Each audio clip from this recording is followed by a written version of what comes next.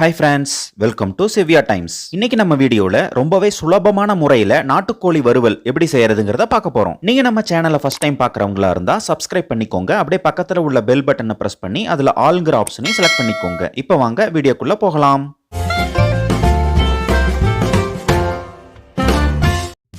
இன்னைக்கு நான் 1 கிலோ அளவுக்கு நாட்டுக்கோழி எடுத்துக்கிறேன். கொஞ்சமா மஞ்சத்தூளும் உப்பும் போட்டு நாம இந்த கறியை நல்லா வாஷ் பண்ணி எடுத்துக்கலாம்.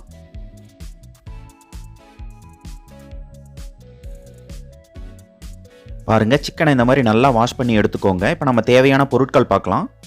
இஞ்சி 50 கிராம், பூண்டு 50 கிராம் இந்த மாதிரி பேஸ்ட் பண்ணி எடுத்துக்கோங்க. 10 சின்ன வெங்காயம் இந்த மாதிரி பொடி பொடியாக கட் பண்ணி எடுத்துக்கோங்க. கறிவேப்பிலை ஒரு கொத்து. இப்போ நம்ம அடுப்பில் ஒரு வானல் வச்சுட்டு 2 ஸ்பூன் ஆயில் விட்டுக்கலாம். நான் இன்னைக்கு நல்லெண்ணெய் எடுத்துருக்கிறேன். ஆயில் சூடான உடனே இதில் வெட்டி வச்சிருக்க வெங்காயத்தையும் கறிவேப்பிலையும் போட்டு நல்லா வதக்கி எடுத்துக்கலாம். வெங்காயம் சீக்கிரம் வதங்கிறதுக்காக கொஞ்சமாக உப்பு ஆட் பண்ணிக்கிறேன்.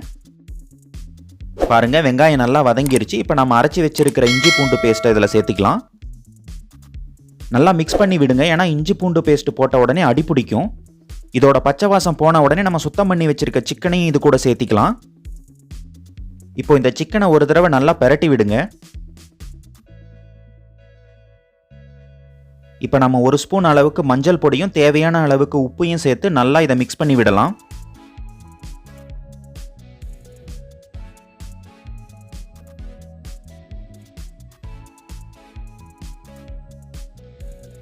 இப்போ நாம் இதில் 2 ஸ்பூன் அளவுக்கு சிக்கன் மசாலாவை ஆட் பண்ணிக்கலாம். நான் கடையில் வாங்கின சிக்கன் மசாலா தான் ஆட் பண்ணியிருக்கிறேன்.